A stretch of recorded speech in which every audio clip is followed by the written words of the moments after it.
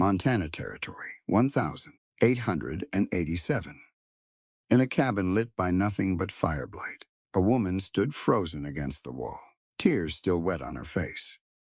"You don't understand," Clara whispered, trying to pull away. "I ruin everything I touch. You should let me go." But the giant of a man in front of her didn't move an inch. His hands gripped her hips, gentle but unyielding, his dark eyes burning with something that looked a lot like desperation. "Tonight," he rasped, "or I'll lose my mind." Clara froze. Whatever she'd meant to say next died on her lips. How did a wanted woman and a scarred bounty hunter end up here? One blizzard away from losing everything. One heartbeat away from losing themselves in each other. Stick around, because this story starts 3 days earlier, in the middle of the worst storm Montana had seen in years.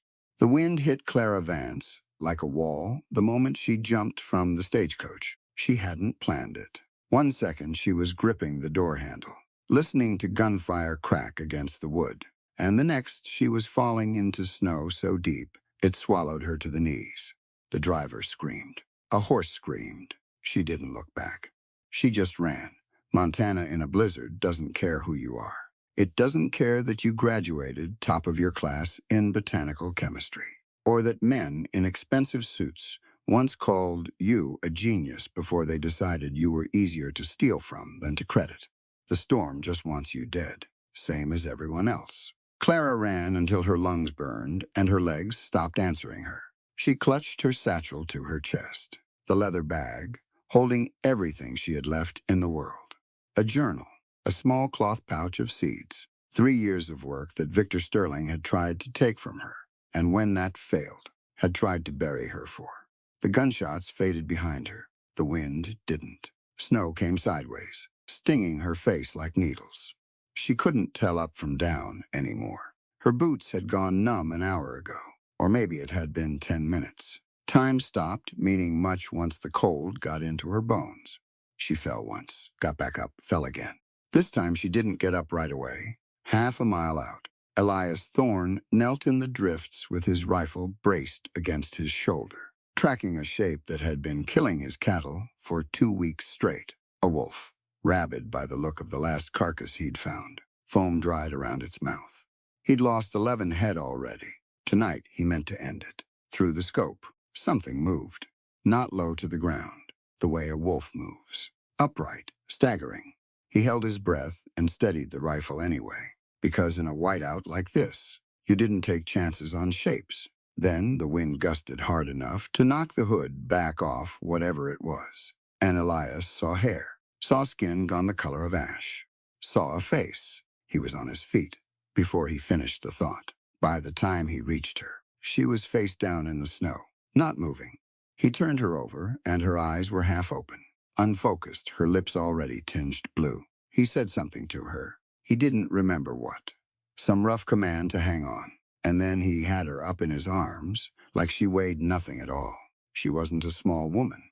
But Elias Thorne stood a full head taller than most men in the territory, and his hands could span a horse's skull. Carrying her back to the cabin was the easiest thing he'd done all winter. The hard part came after. He got her inside, got the fire built up fast, and stripped the frozen coat off her before the ice, in the fabric, could do more damage to her skin. He wrapped her in every blanket he owned. He rubbed warmth back into her hands. Careful, the way you'd handle something that might break if you weren't paying attention. She didn't wake for hours. When she finally did, the fire had burned low and orange, and there was a mountain of a man sitting across the room, watching her with an expression she couldn't read, scarred hands, a face that had clearly taken its share of hits over the years. He looked like exactly the kind of man her mother used to warn her about back east. "Where am I?" Clara said. Her voice came out cracked, barely a whisper. "My cabin. Storm's still going." "You're not going anywhere tonight." She tried to sit up and immediately regretted it, pain flaring through muscles she didn't know she had. "Easy," he said. "You were near froze solid when I found you. Give it time." Clara studied him. The size of him should have frightened her. Months of running from men who wanted to hurt her had trained her to read danger fast, to clock exits, to keep her guard up, even half-conscious. But something about the way he kept his distance, the careful space he'd left between his chair and the bed, told her a different story. "Why'd you help me?" she asked. "You don't know me. Didn't need to know you'd die out there." Simple as that. No demand for her name. No questions about the gunfire that must have been audible for a mile in every direction. No attempt to close the distance between them. Just a man who'd seen someone in trouble and acted, and now sat there like it was the most ordinary thing in the world. Clara closed her eyes. Somewhere out in that storm, Victor's men were probably still searching for her body, or hoping to find one. She thought of the satchel, and her hand moved instinctively to check it. Was still there. It was tucked safe beside the bed. "Thank you," she finally said. Elias nodded once, like the matter was settled. Then he reached for a bottle of whiskey and a rag, and Clara noticed for the first time the way he favored his left arm, the stiffness in how he moved it. She was still a healer, even half frozen and running for her life. "That arm?" she said. "Let me see it." He hesitated, and in that hesitation she saw something else entirely. Not the bounty hunter the scars suggested. Something more tired, more alone. "It's nothing," he said. Clara didn't believe him for a second.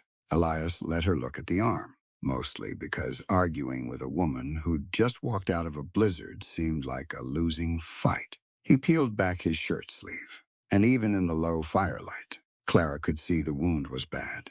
Red streaking up from a puncture near his elbow, skin hot to the touch, swollen tight.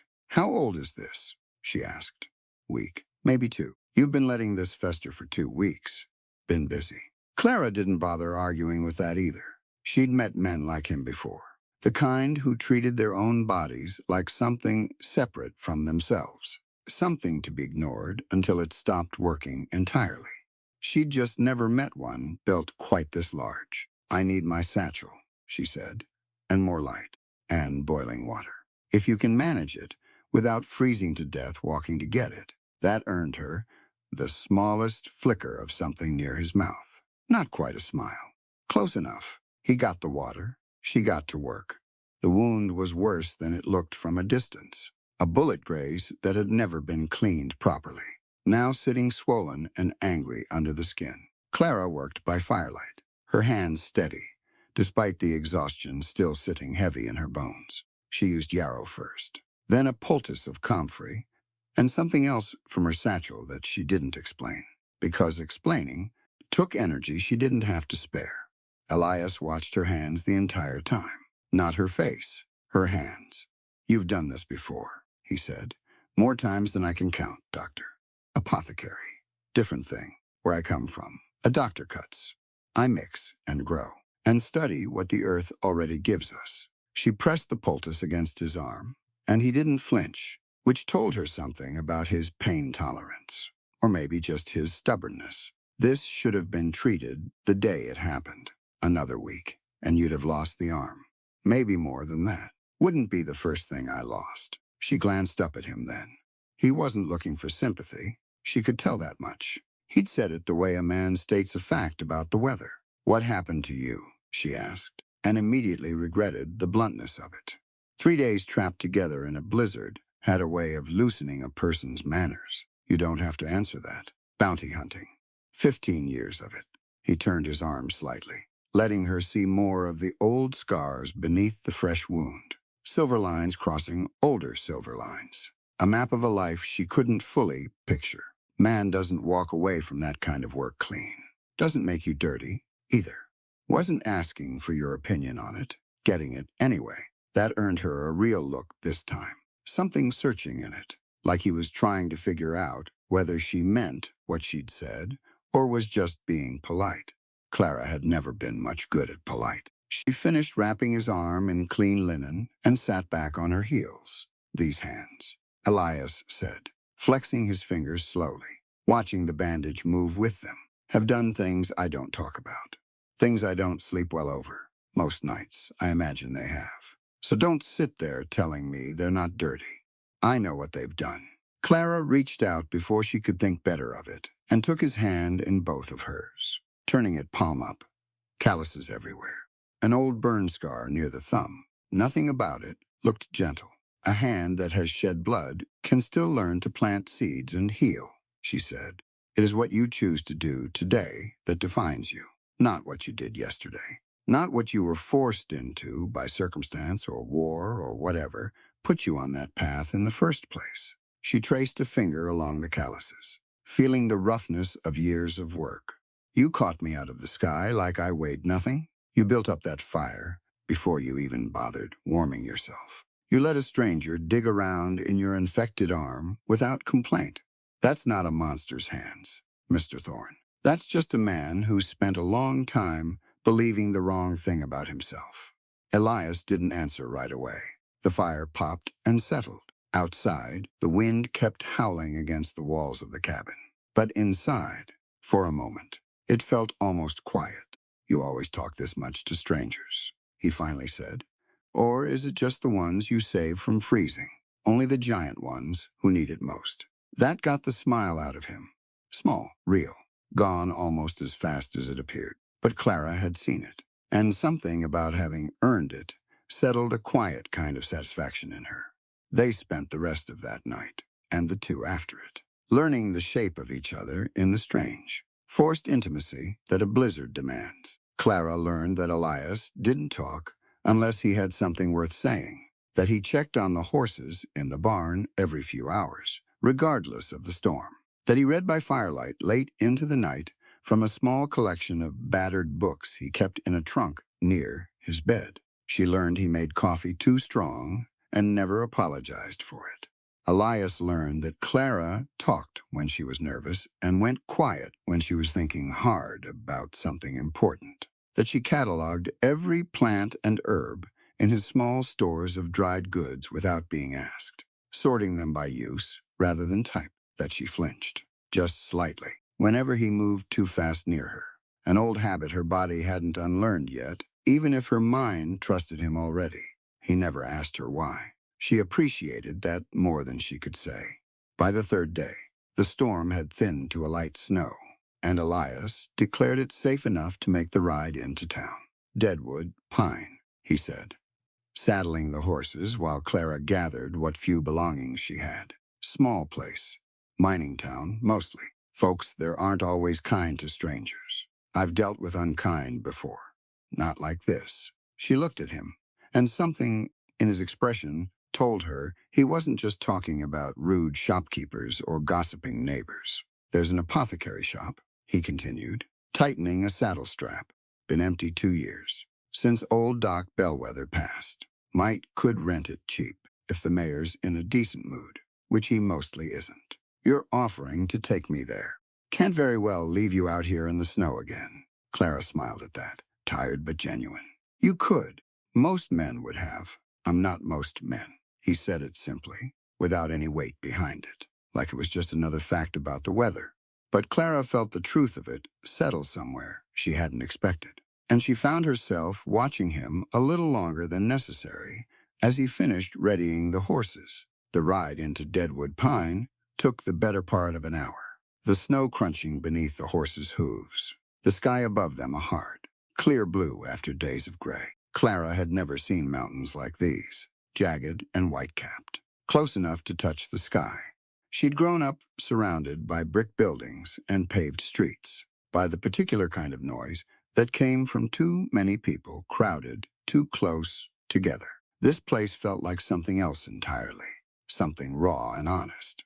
Deadwood Pine itself was smaller than she expected. A single main street lined with wooden storefronts, a saloon at one end, a church at the other, and a scattering of houses climbing the hillside behind it. Smoke rose from most of the chimneys. A few dogs barked at their approach.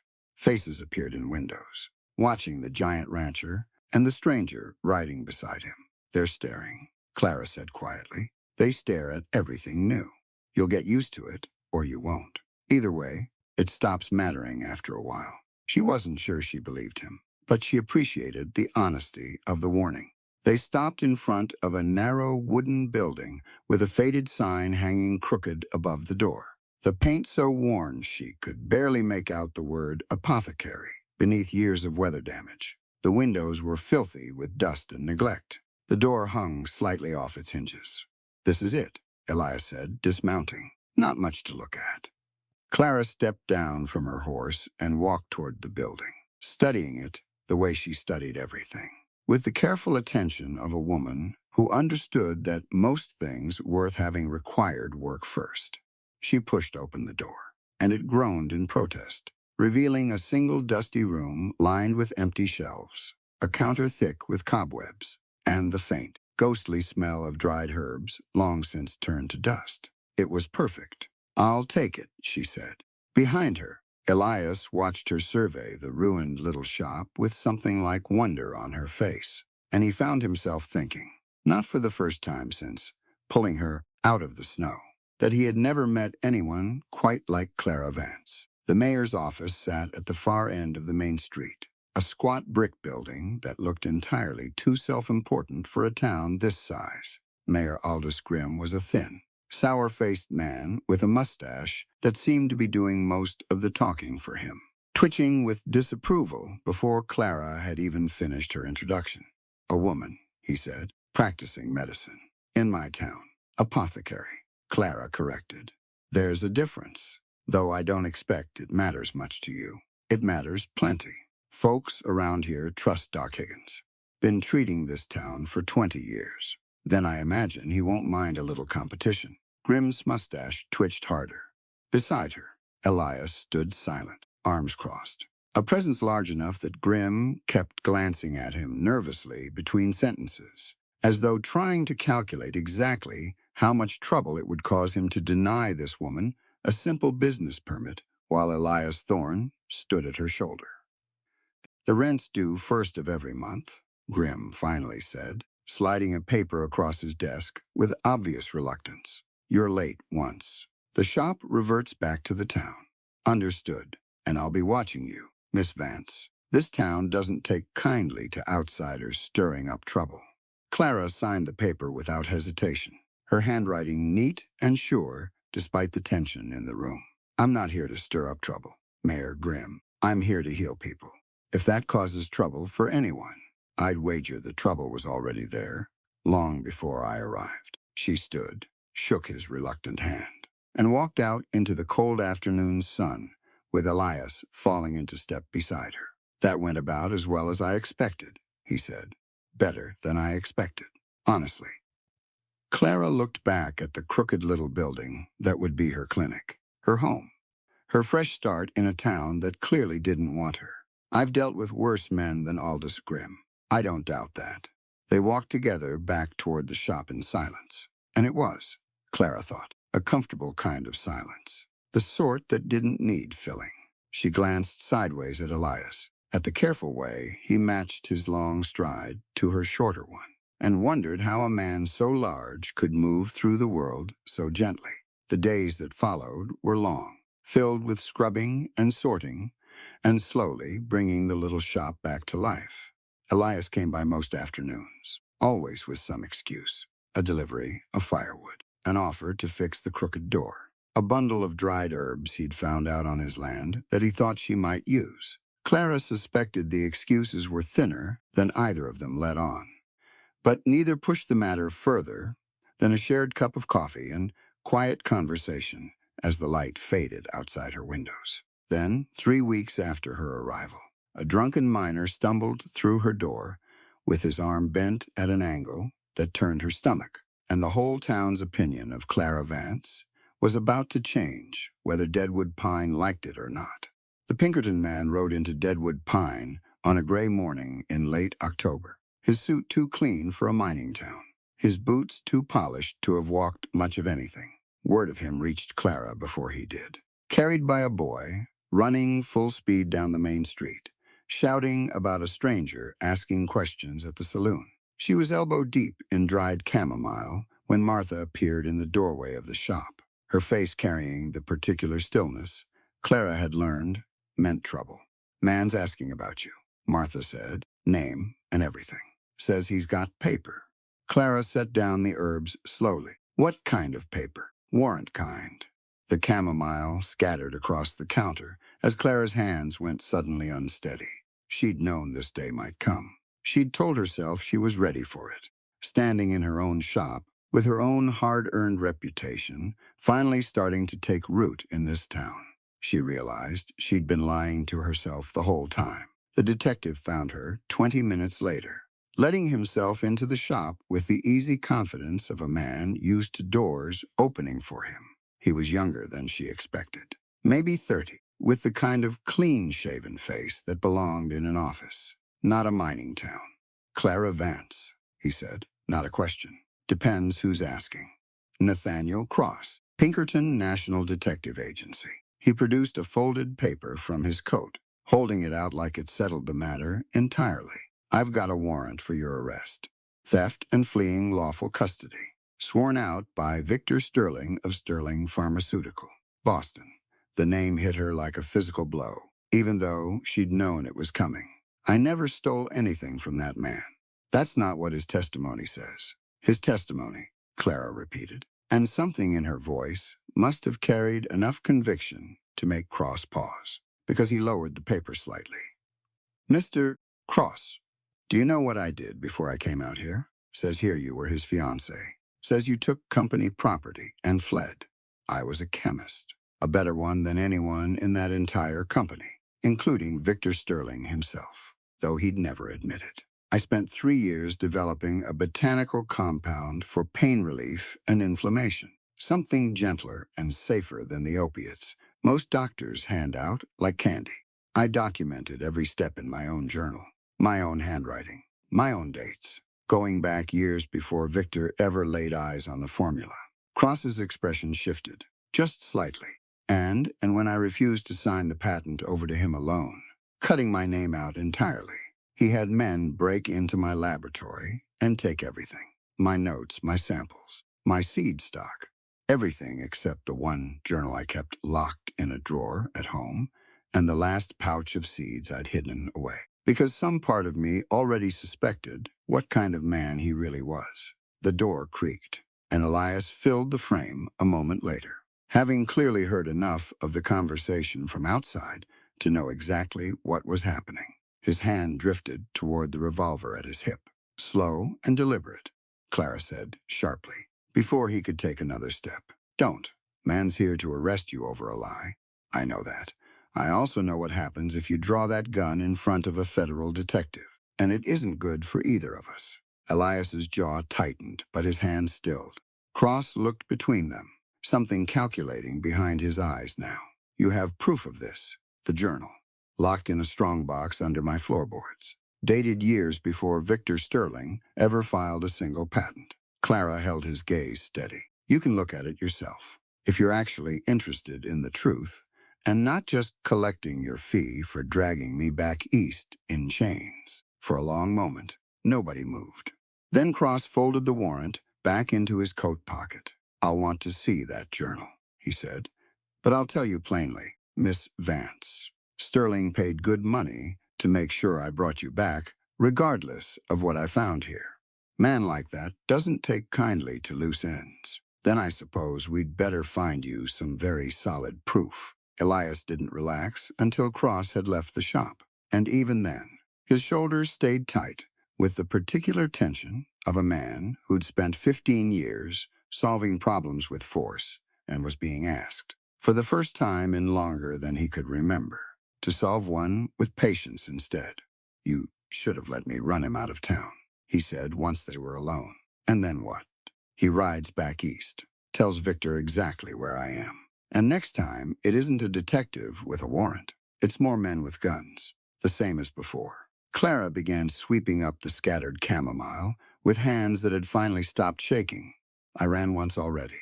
Elias, I don't intend to spend my whole life running. I'd rather fight this with truth than with bullets. Truth doesn't always win. No. But it's the only weapon I've got that doesn't make me just like him." Elias studied her for a long moment, something working behind his eyes, some old instinct fighting against a newer understanding. Finally, he nodded, slow and reluctant. "All right," he said. "We do it your way." Clara felt something ease in her chest at those words, small but significant. The first time in years a man had offered to follow her lead rather than override it. The typhoid outbreak hit the mining camp 3 weeks later, and it hit fast. The first case was a young miner named Tobias Pruitt, who stumbled into Doc Higgins's office with a fever so high he could barely stand. By the next morning, 4 more men had shown identical symptoms. By the end of the week, the number had climbed past 20, spreading through the cramped mining camp like fire through dry grass. Doc Higgins, 71 years old, and already worn thin from decades of doctoring a town that rarely thanked him for it, collapsed at his own desk, trying to keep pace with the outbreak. Clara found him there, slumped over his ledger, his pulse thready and his breathing shallow. He needs rest, she told the small crowd that had gathered outside his office. Complete rest, or his heart's going to give out entirely. Then who's going to treat the camp? Someone shouted from the back. Clara looked around at the frightened faces, at people who 3 weeks earlier had crossed the street rather than acknowledge her existence, and felt the old fire rise up in her chest. The same fire that had gotten her through medical texts most men said were too complex for a woman's mind. The same fire that had built a formula good enough to make a wealthy man desperate to steal it. I will, she said. Nobody argued. What followed was 8 days that Clara would remember for the rest of her life, though not always clearly, given how little sleep she managed during any of them. She and Martha set up a field hospital in the old church hall, laying out cots in careful rows, separating the newly infected from those further along in the illness. Clara insisted on boiling every drop of water that touched a patient's lips, insisted on clean linens changed daily, insisted on hand washing before and after every single examination, practices that struck most of the townsfolk as strange, even excessive. Waste of good water, one of the older women muttered, watching Clara scrub her hands for the 5th time that hour. Waste of good lives if I don't, Clara replied, and kept scrubbing. Elias mobilized every ranch hand he employed, sending them into town with wagons full of clean water, hauled fresh from the mountain streams, firewood to keep the hall heated through the cold nights, and whatever food supplies his ranch could spare. He worked alongside his men without complaint, hauling and chopping and carrying, appearing at Clara's side each evening covered in dust and exhaustion, asking only what else needed doing. You don't have to keep doing this, Clara told him on the 5th night, watching him stack firewood by lantern light, his shirt soaked through with sweat, despite the cold. Yes, I do. Why? He set down the last log and turned to face her, and in the dim light, she could see just how tired he'd become. Dark circles pressing under his eyes, but something steady in his expression regardless. Because you're out here fighting for people who wouldn't have spit on you a month ago, he said. Least I can do is make sure you've got water to fight with. Clara didn't have an answer for that. She simply nodded and returned to her patients, and let the weight of his devotion settle somewhere warm inside her that she didn't have time to examine properly, not with so many lives depending on her attention. The turning point came on the 7th day, when Mayor Grimm's own grandson, a boy of 6 named Charlie, was carried into the church hall, burning with fever, his small body shaking with chills despite blankets piled 3 deep. Grimm himself arrived moments later, all his previous arrogance stripped away, replaced by the raw terror of a grandfather watching his family's youngest member slip toward death. Please, he said, and Clara had never heard a man's voice break so completely. Please, whatever you did for the others, do it for him. Clara knelt beside the boy's cot and got to work, the same careful, methodical process she'd repeated dozens of times over the previous week. Cooling compresses, careful hydration, small sips at a time. A tincture of her own creation, willow bark and other botanicals combined to bring down the fever without the harsh side effects of the standard treatments. She worked through the night, checking his pulse every hour, adjusting his care as needed, refusing to leave his side even when Martha offered to take over so she could rest. By dawn, the boy's fever had broken. Grimm wept openly when Clara delivered the news, his hands shaking as he gripped hers in gratitude. all his earlier prejudice burned away by the simple, undeniable fact that this woman had saved his grandson's life through knowledge and skill he didn't fully understand, but could no longer deny. "I owe you an apology," he said, "a large one." "You owe your grandson nothing but good health," Clara replied, too exhausted for anything beyond simple honesty. "Save the apologies for later. Right now I've still got patients to see." Word of Charlie Grimm's recovery spread through Deadwood Pine faster than the typhoid itself had. By the time the outbreak finally burned itself out, 10 days after it began, the town's opinion of Clara Vance had transformed entirely. Where once they'd seen a strange woman overstepping her place, they now saw the person who'd saved their children, their husbands, their fathers, working herself past exhaustion while their trusted town doctor lay recovering in bed. Doc Higgins himself, once well enough to sit up and take visitors, sent word asking to see her. "You did what I couldn't," he told her, his voice still weak, but his eyes clear. "Modern methods, clean hands, boiled water, proper isolation of the sick. I've been doing this 30 years the same old way. And you walked in and taught this whole town something I should have learned decades ago." "I had help," Clara said. "Martha knows more about the plants of this land than any textbook I ever studied." "Then you're both owed this town's gratitude. Lord knows you've earned it." Clara left his bedside that afternoon, feeling something she hadn't felt in longer than she could remember. Not just exhaustion, though that sat heavy in every muscle of her body. Something closer to belonging. For the first time since fleeing Boston, with nothing but a satchel and a stolen chance at freedom, she felt like she'd found a place that might actually want to keep her. She didn't make it back to her shop that evening. Her legs gave out somewhere along the road, the accumulated weight of 10 days, without proper sleep, finally catching up to her all at once. And she found herself sitting hard in the dirt, too tired even to cry. Elias found her there 20 minutes later, having gone looking when she never returned to check on the last of the recovering patients. "Clara."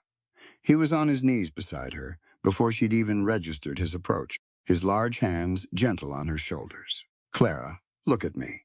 "I'm fine," she managed. "Just tired." "You're more than tired." He lifted her easily, the same way he had that first night in the blizzard. And this time, she didn't have the strength to protest, even if she'd wanted to. "Let's get you home." Home turned out to be his cabin rather than her shop, closer by half a mile and quieter besides. Away from the lingering commotion still surrounding the church hall, he carried her the whole way, her head resting against his shoulder, and Clara found herself too exhausted to feel embarrassed by how thoroughly she'd collapsed. Inside, he set her gently in a chair near the fire and disappeared for a few minutes, returning with a basin of warm water and clean cloths. Without a word, he knelt in front of her and took one of her hands in his, beginning to wash away the accumulated grime of 10 days spent fighting an epidemic with nothing but her own 2 hands. "You don't have to do this," Clara whispered. "I know," he continued anyway, working carefully over her blistered palms, her raw knuckles, the countless small cuts and scrapes that had accumulated across days of relentless work. His touch was impossibly gentle for a man his size, careful in a way that spoke of years spent learning to control tremendous strength. And Clara felt something inside her chest crack open that she'd kept carefully sealed since Boston. "I ruin everything I touch," she said suddenly, the words spilling out before she could stop them. Tears she hadn't allowed herself in months finally broke free, sliding hot down her face. "Victor, my family, this town, probably, eventually. You don't understand what it's like to carry that. To know that everyone who gets close to me ends up paying for it somehow. That's not true." "It is. You should let me go. Before I ruin you, too." Elias set down the cloth and looked up at her, his eyes carrying an intensity that stole the rest of her protest before she could voice it. "Charlie Grimm is alive because of you," he said. "So is half that mining camp. This whole town owes you a debt they'll never fully repay. And you're sitting here telling me you ruin everything you touch." He shook his head slowly. "Clara, You've done nothing since I found you in that storm except heal people, including me. Elias, I'm not letting you go. He rose slowly, and even exhausted. Clara felt the full weight of his presence as he stood over her. Close now, closer than he'd ever allowed himself to be. I've spent 15 years believing I wasn't worth much beyond the violence I was good at. You walked into my life and taught me different. I'm not about to let you talk yourself into believing the same lie about yourself. His hands found her waist, gentle despite their size, and Clarissa felt herself pulled up from the chair until she stood pressed close against him, close enough to feel the steady, urgent beat of his heart. I've wanted this since the moment you woke up in my cabin and told me my hands weren't dirty, he said, his voice dropping low and rough. I've held back because I told myself you deserved better than a man like me. But I can't hold back anymore. Clara, I won't. Elias, her voice came out barely a whisper. Tonight or I'll lose my mind, he said, and the words carried every ounce of longing he'd kept buried for weeks, months even, since the first moment he'd caught her falling from the sky. Clara had no words left to answer him with. She simply reached up, curled her fingers into the front of his shirt, and pulled him down to meet her. What followed was slow and searching, neither of them rushing, despite the weeks of restraint finally breaking loose all at once. Elias kissed her like a man memorizing something precious, careful even in his hunger, checking constantly with small pauses. Silent questions answered, by the way. Clara pulled him closer each time, rather than pushing away. He carried her to the bed the same way he'd carried her from the snow that first night. But this time there was nothing desperate in it, only reverence. Only the steady, unhurried devotion of a man determined to prove, with every gentle touch, exactly how wrong she'd been to think herself unworthy of being cherished. Clara let herself be loved that night, fully and without reservation. The walls she'd built, since Boston finally coming down in the warm glow of his cabin's fire. And when morning came, gray light filtering through the frost on the windows, she woke wrapped in his arms and understood, for the first time in years, what it meant to feel entirely safe. Stay, Elias murmured against her hair, still half asleep. I'm not going anywhere, Clara promised, and meant it completely. Outside, the outbreak had ended. The town had changed its mind about her. And somewhere back east, Victor Sterling was already making plans that would bring him riding into Deadwood Pine within the month, determined to reclaim what he still believed belonged to him alone. But for now, in the quiet warmth of that cabin, Clara allowed herself simply to be happy. Victor Sterling arrived in Deadwood Pine on a Tuesday morning, and the whole town seemed to know it before his carriage even cleared the ridge. He came with 6 hired men, all of them the sort who wore their guns low and their expressions blank. The kind of men money bought when a person needed muscle without conscience attached to it. Victor himself rode in a black carriage entirely too fine for a mining town, dressed in a tailored suit that looked absurd against the backdrop of dirt streets and weathered storefronts. Clara heard the commotion from inside her shop and knew, before she even looked out the window, exactly who had come to call. He's here, she said quietly. Martha, sorting herbs at the counter beside her, went still. You want to run? No. Clara set down the mortar and pestle she'd been working with, her hands steady despite the pounding of her heart. I've done enough running to last a lifetime. Outside, Victor's men had already fanned out along the main street, and Victor himself stood in the center of it all. Holding a rolled paper aloft like a general surveying a battlefield he expected to win without much effort. Clara Vance, he called out, his voice carrying easily down the street. I know you're in there. Come out, and let's settle this like civilized people. Elias appeared at Clara's side before she'd even finished crossing to the door. Having come running the moment word reached his ranch that Sterling had arrived in town with armed men behind him. Stay behind me, he said. No, Clara met his eyes, and something in her expression must have convinced him, because he didn't argue further, though the tension in his jaw told her exactly how much the concession cost him. This is mine to face. Elias, I've spent 2 years running from this man. I'm done running. She stepped out into the street. The town had gathered along the edges of the road, drawn by the commotion, faces peering out from windows and doorways. Doc Higgins stood on his porch, still recovering but upright. Mayor Grimm stood near the church, his grandson Charlie tucked safely behind him. Martha followed Clara out onto the street, standing a step behind her, unwilling to let her face this alone. "Victor," Clara said, her voice carrying clear and steady, despite everything roiling beneath the surface.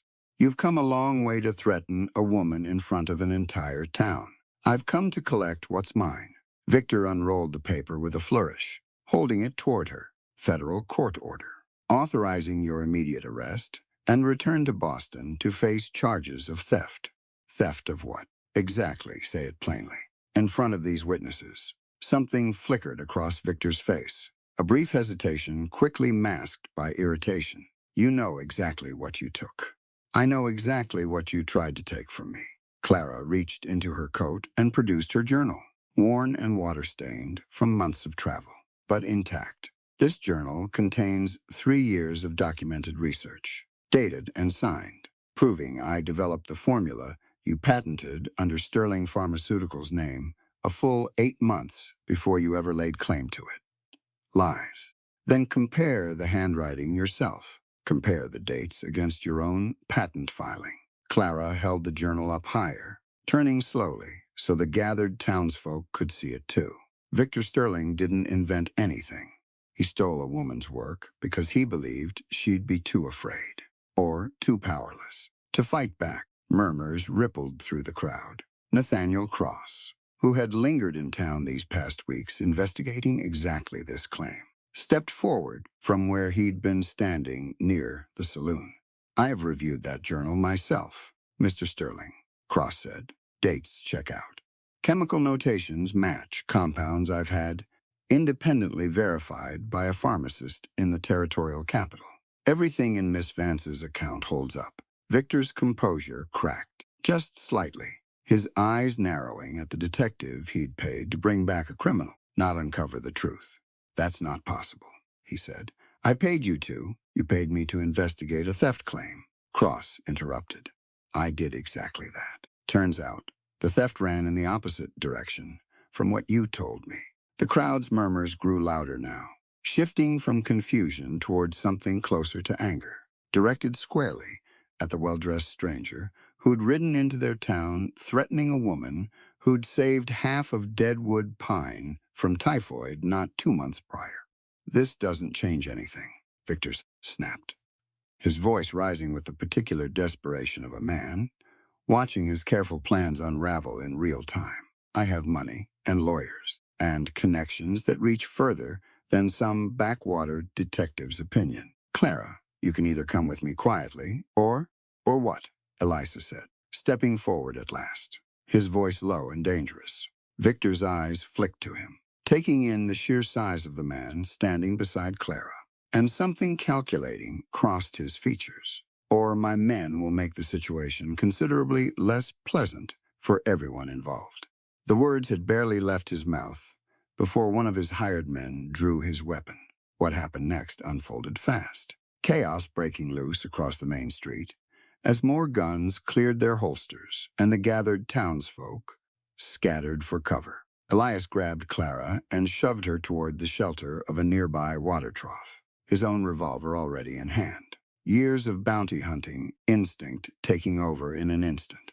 Gunfire cracked across Deadwood Pine, echoing off the surrounding buildings. Clara pressed herself flat against the trough, her heart hammering, watching as chaos consumed the street she'd come to think of as home.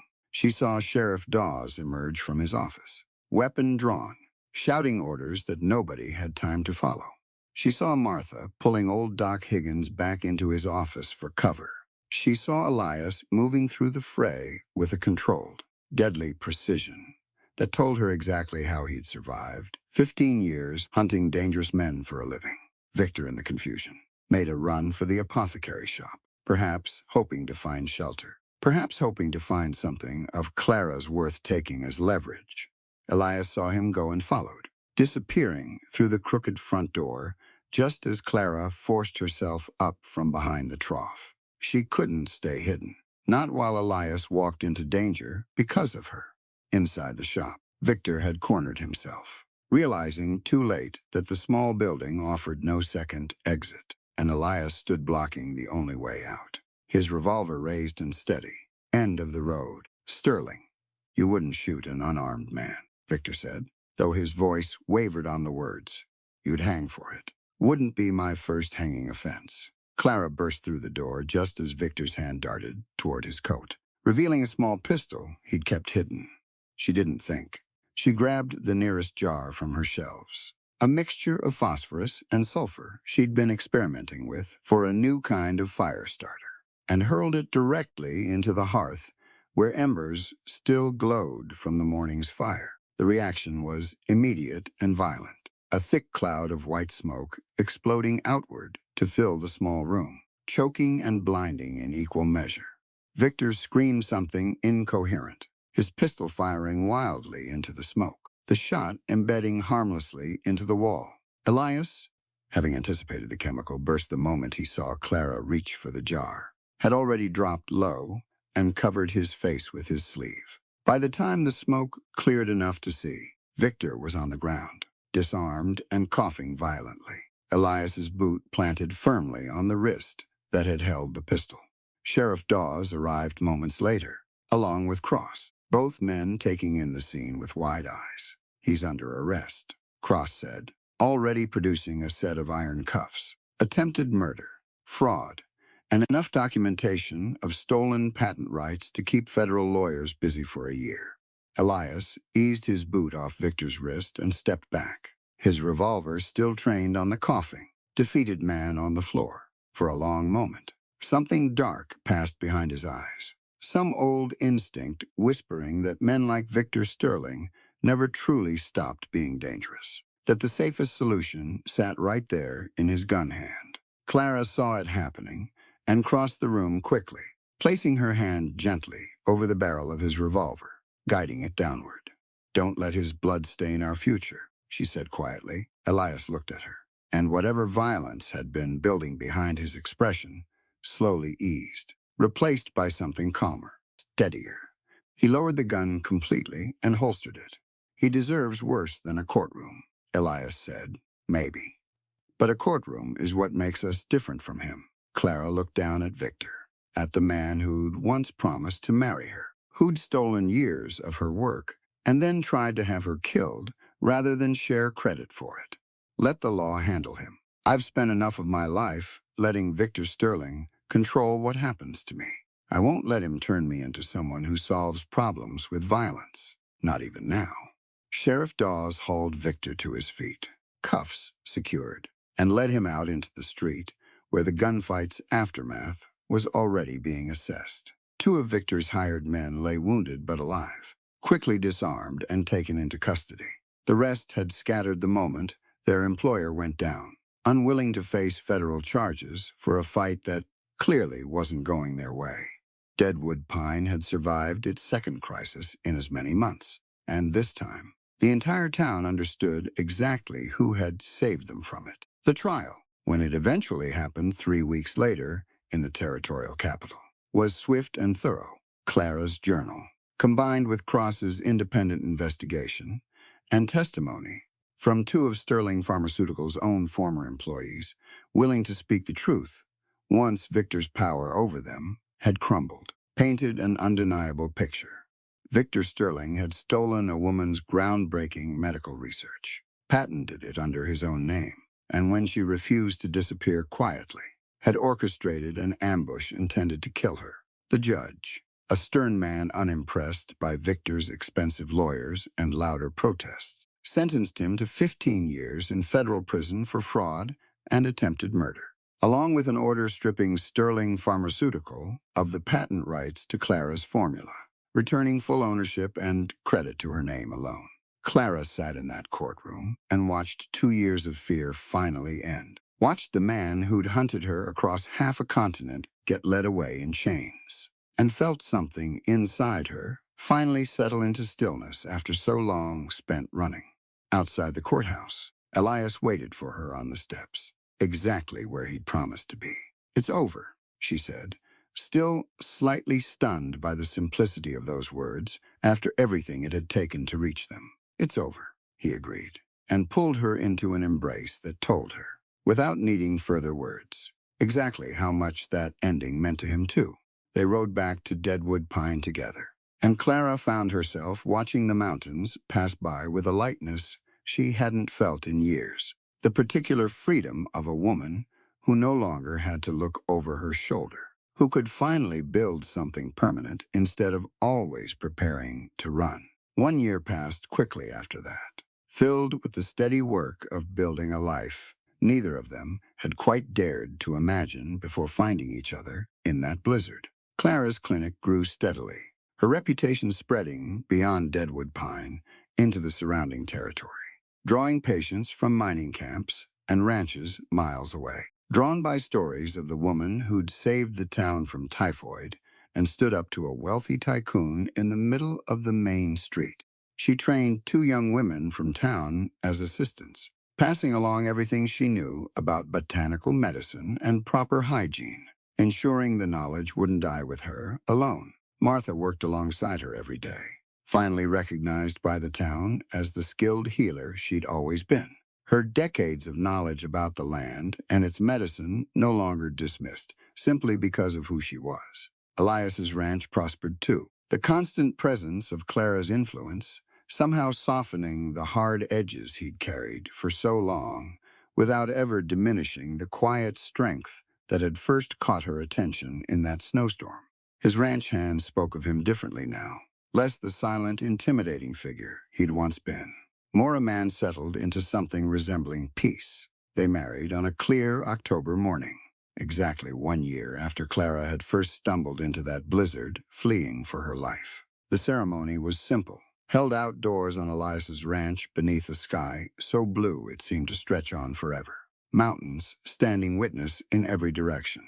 The whole town turned out. The same people who'd once viewed Clara with suspicion, now crowding onto ranch land to celebrate the woman who'd become an essential part of their community. Martha stood at Clara's side as her maid of honor, dressed in her finest clothing, beaming with a pride that needed no words to express. Doc Higgins, fully recovered and long since retired, sat in the front row beside Mayor Grimm, whose grandson Charlie ran through the crowd chasing after other children, healthy and laughing, a living reminder of exactly what Clara's knowledge and dedication had accomplished. "You may kiss your bride," the preacher said, and Elias didn't hesitate, pulling Clara close with the same careful strength he'd shown from the very first moment he'd caught her falling from the sky. The crowd erupted in cheers, and Clara laughed against his lips, overwhelmed by a happiness she'd once believed impossible for a woman who'd run so far and so fast just to survive. Later that evening, as the celebration wound down and lanterns were lit against the gathering dusk, Elias led Clara away from the crowd, out to a rise overlooking the ranch. Below them, construction continued on a new building, larger than her current shop, designed to serve as a proper medical clinic capable of treating patients from across the territory. Half-finished walls stood pale against the darkening sky, the beginnings of something that would outlast either of them, something built to serve the community for generations to come. "Couldn't have imagined this a year ago," Elias said, wrapping his arms around her from behind, his chin resting gently against the top of her head. "Standing here, married, building something that matters." "I couldn't have imagined any of it," Clara agreed, leaning back into his solid warmth. "Not the clinic, not this ranch, not you. Regrets? None." She turned in his arms to face him properly, studying the man who'd once believed his hands were only good for violence, who'd learned instead that they were equally capable of tenderness, of building, of holding someone gently enough to heal rather than harm. "I spent so long believing that freedom meant running far enough that nobody could ever hurt me again. Turns out real freedom looks like this instead. Someone who stands beside you, not in front of you or behind you. Someone who trusts your judgment as much as you trust theirs. Someone worthy of you," Elias said quietly. "Someone I chose, because he already believed I was worthy of him." long before I managed to convince him otherwise. Below them, the unfinished clinic stood as testament to everything they'd built together. Proof that a woman's knowledge and a man's strength, when joined by mutual respect rather than dominance, could create something far greater than either might have accomplished alone. Proof that healing came in many forms, not just the kind found in herbs and careful medicine, but in the simple, steady presence of someone willing to see you fully and love you anyway. The mountains stood witness around them, the same peaks that had watched a desperate woman stumble through a blizzard 1 year before. Now watching her stand tall and certain beside the man who'd caught her when she fell. "Come on," Elias said, taking her hand. "Our guests are waiting." Clara smiled, threading her fingers through his. And together they walked back down toward the lights and laughter of the ranch, toward the life they'd built from nothing but courage, compassion, and the simple, radical belief that two broken people could help each other become whole. So that's the story of Clara Vance and Elias Thorne, a woman who ran from Boston with nothing but a satchel and a stubborn will to live, and a man who spent 15 years believing his hands were only good for one thing. Two people who found each other in the middle of a blizzard, and somehow, out of all that cold and all that fear, built something that lasted. But before you go, I want to sit with you for a minute on what this story actually gave us. Because underneath the romance, underneath the gunfights and the wedding at the end, there's something worth carrying with you. Clara could have stayed quiet. That's the easy path, isn't it? She could have taken her formula, taken her knowledge, and kept her head down in some corner of the world where nobody would bother her. Instead, she opened a shop in a town that didn't want her, and she treated every single person who walked through that door, whether they could pay her or not, whether the mayor approved or not. She didn't ask permission to be brilliant. She just was, and she let her work speak for her, one patient at a time, until an entire town that once crossed the street to avoid her ended up owing her their lives. That's the first thing this story wants you to remember. Respect isn't something you wait around for people to hand you. Sometimes you have to build it yourself, brick by brick, patient by patient, until the people who doubted you don't have a choice but to see you clearly. Then there's Elias, a man carrying 15 years of violence on his back, convinced that his hands were only built for one kind of work. And it took one woman looking at his scars and telling him the truth. What you did yesterday doesn't have to be what you do today. That's not just a line in a love story. That's something a lot of us need to hear. We all carry things we're not proud of. Old mistakes, old versions of ourselves we'd rather forget. But this story is a reminder that the past doesn't have to be a life sentence. A man who once hunted other men for money can learn to plant and build and heal if he chooses to. Every single day is a chance to choose different. And then there's Martha. Easy to overlook her in a story this big, but don't. She's the one who'd been pushed to the edges of that town long before Clara ever arrived. Her knowledge dismissed simply because of who she was. And it's not until the story's crisis hits, the outbreak, the sickness spreading through that mining camp, that the town finally sees what was standing right in front of them the whole time.